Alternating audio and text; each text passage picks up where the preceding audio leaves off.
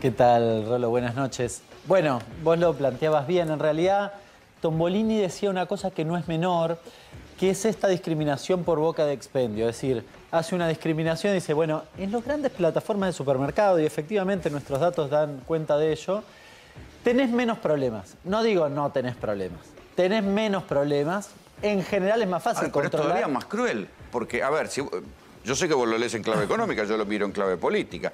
Los comercios de cercanía, que es donde van a comprar los más pobres, ahí se sienten más los aumentos. Claro. Y esos aumentos, sobre todo, recaen en los sectores donde electoralmente ganaba el peronismo. O sea, están pegándose un tiro en el pie políticamente. Y es un problema, lo que pasa es que es mucho más difícil de controlar en los mercados de cercanía, porque hace referencia a los oligopolios, a las grandes empresas y a la dinámica diferencial que tienen con unos y con otros.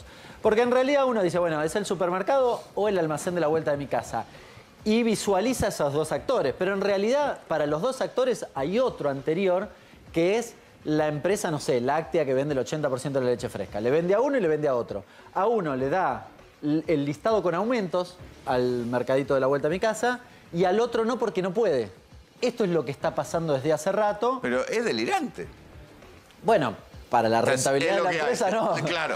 Digamos, a ver, lo que uno observa, esto no pasó ahora, pasa desde mediados de diciembre del año pasado, cuando la implementación del programa Precios Justos en noviembre da una inflación del 4,9 y en alimentos y bebidas da 3,5. Cuando uno lo ve al calor del 9 y pico de este mes, dice 3,5 es un montón.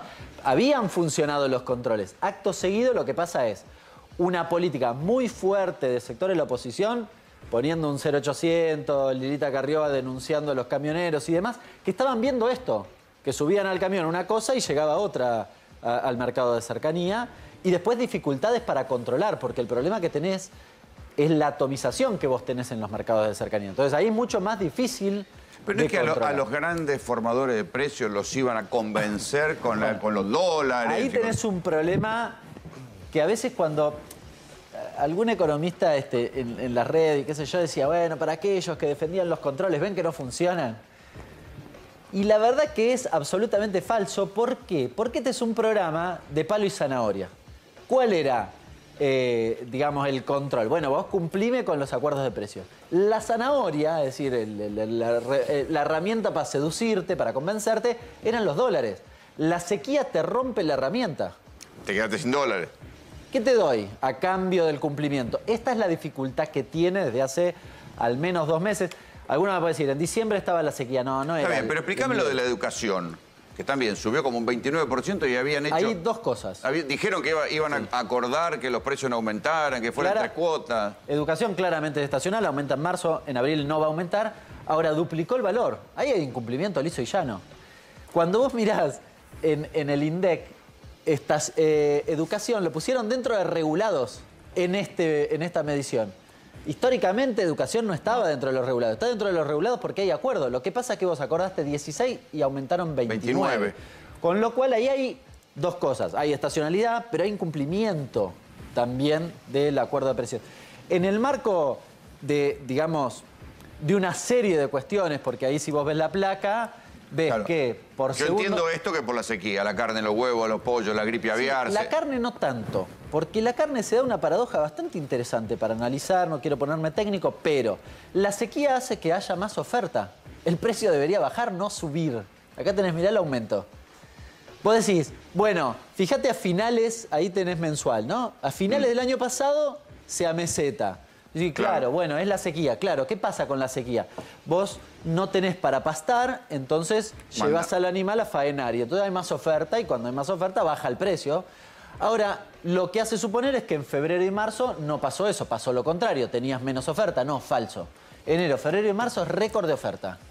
¿Y entonces? Bueno, hay otras cuestiones que me parece que hay que mirar. Una son las importaciones. A mí me preocupa un poco el dólar agro en ese aspecto, porque uno de los problemas que tenés es que China te pide y te hace subir el precio, además de la subfacturación.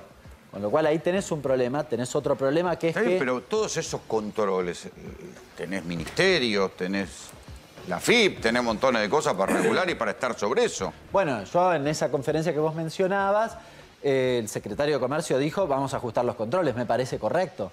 El mercado de Hacienda, que estaba en Liniers, ahora está en Cañuelas, es medio un viva la pepa. Sí, no es un mercado de oferta y demanda, hay 5 tipos que ponen el precio. Entonces, bien, pero...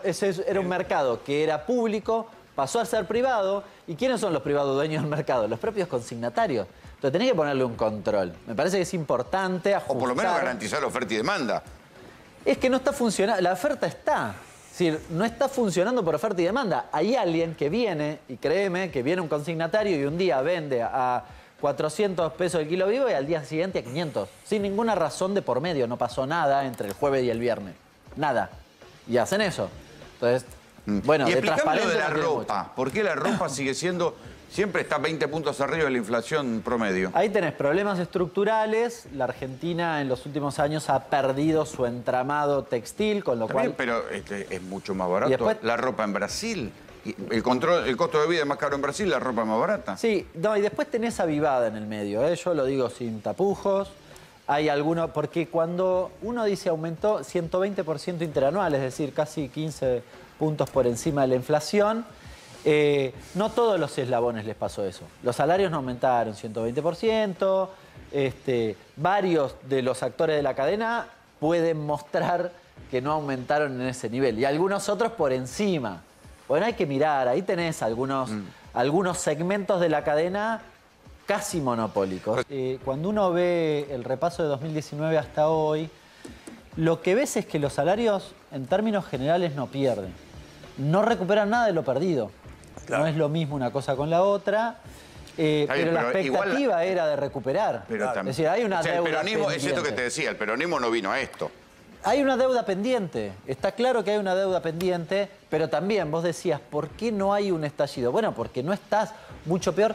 Mirá, cuando vos ves las paritarias logran, incluso con inflaciones elevadas como has tenido en los últimos meses, al mes siguiente recuperar lo perdido. Claro, sí. Es decir, esta es una dinámica característica. Vos podrías decir, che, con Está bien, pero vos tenés una parte de la población informal que es está monotributista que no va a ninguna paritaria, claro. Más o menos, por lo que él decía, la tarjeta alimentaria en buena medida le llega a esa parte de la población. Pensá que la tarjeta alimentaria es complementaria de la AUH, que no tenés que tener trabajo registrado. Así que un ingreso tenés. Cuando subiste el salario mínimo, que de hecho el salario mínimo aumenta en los próximos 3 meses, el potencial trabajo está atado a eso. Es decir, de nuevo, lo que decías vos, no es que están viviendo bien. Lo que está pasando es que a pesar de la inflación elevada, no hay un deterioro como el que podrías imaginar. Por eso el gobierno está siendo muy prudente y protegiendo abajo y a sectores bajos y medios bajos. Hay un sector medio que es el que tiene un ahorrito que lo tiene que poner inclusive para... Ahora, hay dos deudas pendientes ahí. Primero, no recuperás nada de lo perdido. Y segundo, eso se agrava por otra situación, que es que la actividad económica, recién daba los datos de pobreza. Los datos de pobreza eran similares a los del segundo semestre de 2017. Ahora, la actividad estaba acá, la actividad cayó, volvió al mismo nivel y la pobreza se mantuvo alta. Claro. Con lo cual, vos tuviste... Es más injusto. Hay un problema de no se distribuye. Una redistribución. O sea, exacto, es un país más injusto en su distribución. El crecimiento económico post-pandemia... Está concentrado. Se concentró en pocas manos. Hoy me pasaban los datos de los balances del 2022 que salieron publicados en la CNB del trimestre a finales del año pasado, de las empresas que cerraron a finales del año pasado, y lo que ves es ganancia superlativa. Bueno, y de nuevo, el salario fue peleándola. Son situaciones distintas. Una hizo así, el otro hizo así. Está bien, igualmente vamos a decir que, así como hay algunos elementos de la macro y del manejo del dólar y el manejo del problema que tenga el dólar agro, pero cuando aparece el dólar soja y el dólar agro van logrando recaudar aún con una sequía brutal, me parece que hay áreas del Ministerio de Massa que funcionan mucho mejor que otras. Aduana se ha peleado con Palmolive, se ha peleado con Pirelli por hacer manejos para traer productos acá falta de pagos que tenían que hacer, lo traían haciendo un dibujo terrible y los denunciaron. Ahora, acá dicen, ay, los dueños de los supermercados son malos, qué sé yo. La gente no se fuma más que digan eso solo, algo hay que hacer. Digo. Bueno, no son bebé de pecho. Yo lo que digo es que vos tenés que tener herramientas y la verdad que hoy el equipo económico tiene pocas herramientas para pelearla casi de igual a igual, diría. Nunca la podés pelear de igual a igual. En estas condiciones menos, de nuevo, insisto. Tu herramienta principal era yo te voy a dar o te voy a garantizar los dólares al tipo de cambio oficial y hoy tengo 15.000 millones de dólares menos. Y la prioridad está puesta en conseguir dólares para tratar de administrar esa cuestión. Estos productos que están, los que venden los productos que se venden en los supermercados, que tienen un componente de plástico, tienen algunos productos que tienen que traer de afuera, eso los tienen, porque no es que no están habiendo faltantes. En algún lado lo están comprando. Porque estás administrando los dólares. Si yo comparto que en un nivel inflacionario elevado como el que tenés hoy, 6, 7%, 7,7 como digo ahora... 7,7 es un palazo. Sí. Esa inflación es medio una bolsa de gatos. ¿En qué sentido lo digo? A ver, ¿hay expectativas dentro del 7,7? Sí. ¿Hay costos? Sí, pero ni los costos ni las expectativas explican eso. ¿Y entonces? Y hay una parte de especulación que le meten por si acaso, porque total estamos en 7, te pongo 7,7. Porque total estamos en 6,5, te pongo un poquitito más. Pero eso ¿cómo lo parás? Y esa discusión sí creo que es una discusión que en alguna medida tenés que ajustar clavijas. Después hay cosas que son más estructurales. ¿Qué sería ajustar clavijas? Me parece que hay que discutir con las empresas... pero las empresas te sentaste y dicen sí, se levantan y no te dan pelota. Perdón, usted que es economista, parece algo delirante. Hoy el dólar agro tiene, y me consta, la Secretaría de Comercio se sentó justamente con las empresas, sobre todo industriales, vinculadas a los regionales para garantizarles el dólar al tipo de cambio diferencial, pero que se metan dentro del precio justo. Sí, bueno, me parece una buena herramienta. En un escenario difícil... ¿El dólar agro, el dólar soja es inflacionario? Y corres el riesgo. Bien. ¿Que le das pesos si se van al dólar MEP? No, el dólar soja podría ser así. En este esquema no, porque básicamente el acuerdo está en que vos dejes los dólares... digamos, a dólar link, entonces tenés que dejar, dejes los pesos en el banco y no los puedas correr al contado con liqui, y además de las herramientas que probablemente con las operaciones de venta de bonos en dólares de los organismos, qué sé yo, puedas tal vez controlar. En el dólar agro de las economías regionales ahí es un poco más discutible. Por ejemplo, está incluida la carne.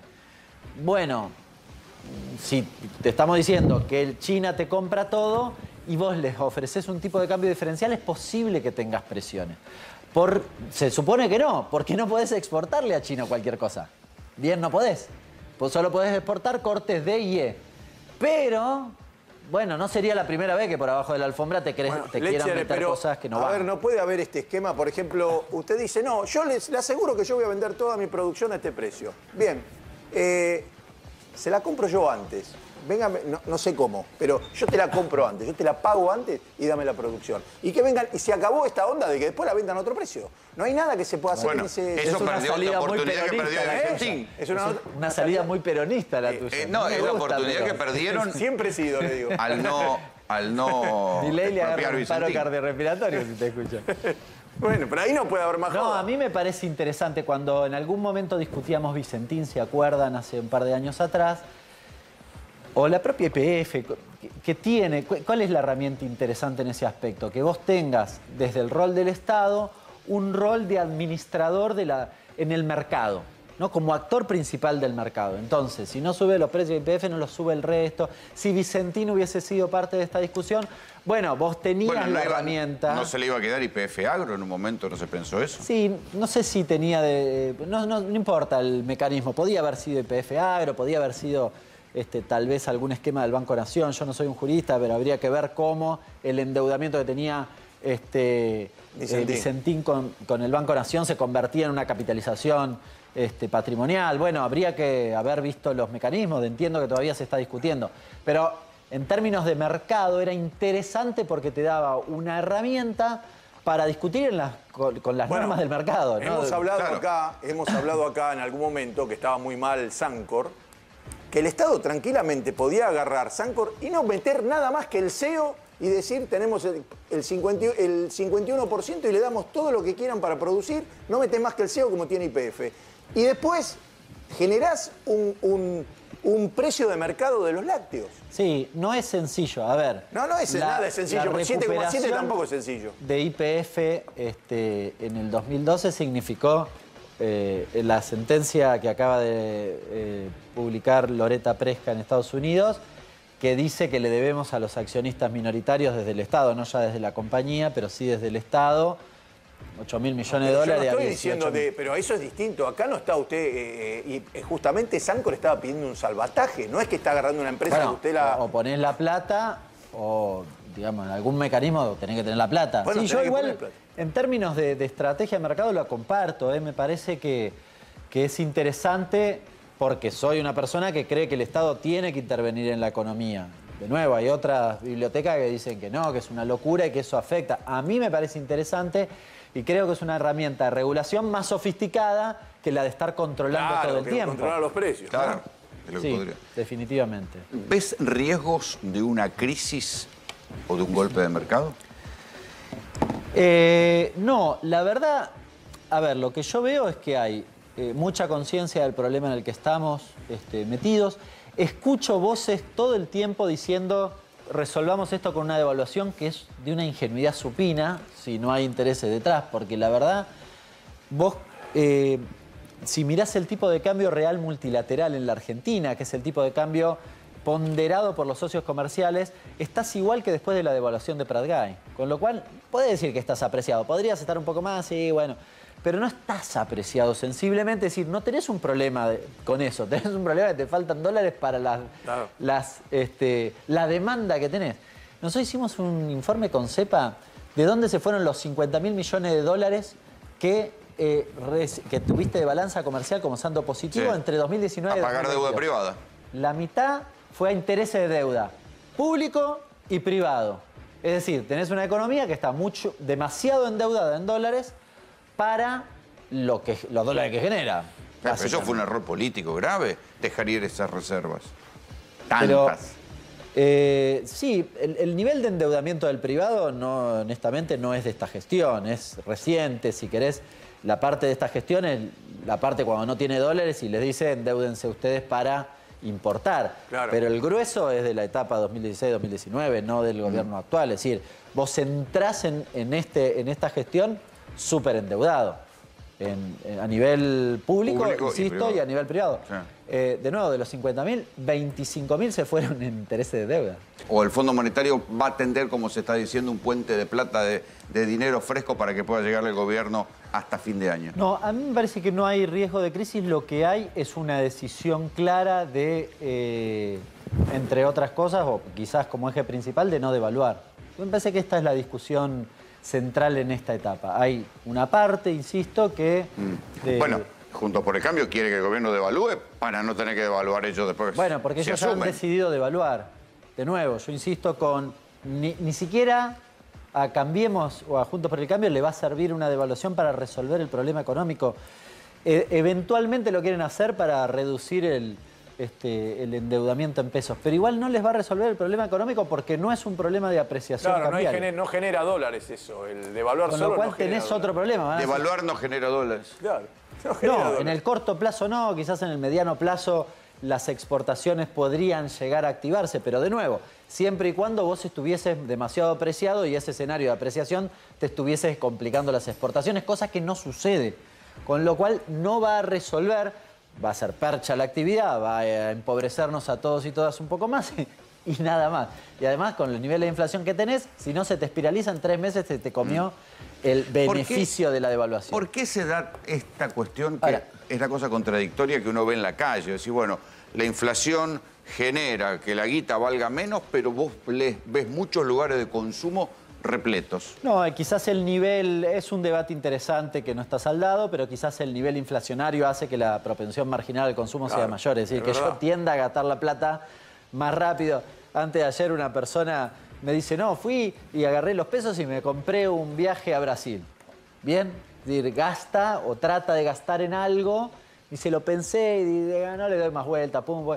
trata de gastar en algo porque finalmente siente que si se lo guarda va a perder valor. Entonces, muchos dicen que va a venir una recesión, que la inflación va a terminar trayendo una recesión y va a provocar que Alberto se vaya como Macri, con inflación alta y caída de la actividad económica. La recesión, técnicamente, lo más probable es que no suceda porque el dato de febrero es positivo en términos de actividad, pero es cierto que en este año yo diría que es prácticamente imposible que vos crezcas económicamente. ¿Va a crecer muy poquito o se va a caer muy poquito? No, lo más probable es que tienda levemente a la baja, pero porque no tenés dólares, no porque el problema inflacionario. Perdón, esto viene sucediendo desde mediados del año pasado. Si vos ves la actividad, está planchada. Lo que pasa es que hay otros indicadores que dicen, por ejemplo, el empleo sigue creciendo a la par de eso.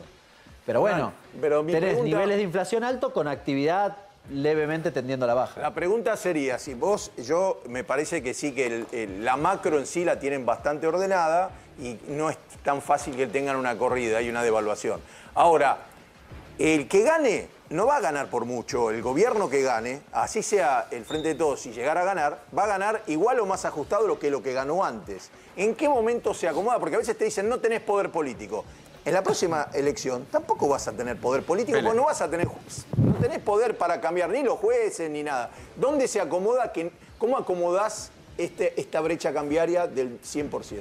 A ver, me parece que el eje principal en materia económica, estrictamente, en el resto me excede un poco, pero en materia económica vos tenés que rediscutir con el Fondo Monetario Internacional. Una de las cosas que implica el acuerdo con el fondo es que vos no puedas disputar contra la inflación con tarifas, con tipo de cambio, con tasa de interés. Lo próximo que va a pasar va a subir la tasa. El jueves va a subir la tasa. Bueno, con lo cual el acuerdo es inflacionario, sí, claro. Este gobierno lo puede discutir. A mí me parece que puede discutir algunas cuestiones correctamente para que este Fondo Monetario, que se hace tan el exquisito ahora y que fue tan generoso con Macri en la primera revisión, se dé cuenta que la sequía es una bomba neutrónica en la economía argentina. Ahora, ¿hay que volver a discutir el acuerdo? Hay que volver a discutirlo. Es imposible la actividad económica o la economía argentina con este acuerdo.